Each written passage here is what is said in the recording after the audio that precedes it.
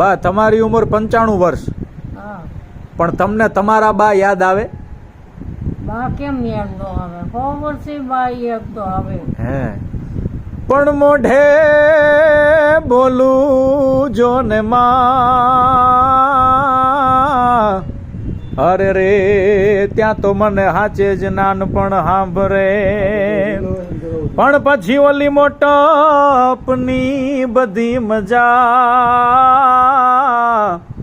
અરે રે મન જો ને કડવી લાગે કાગડા.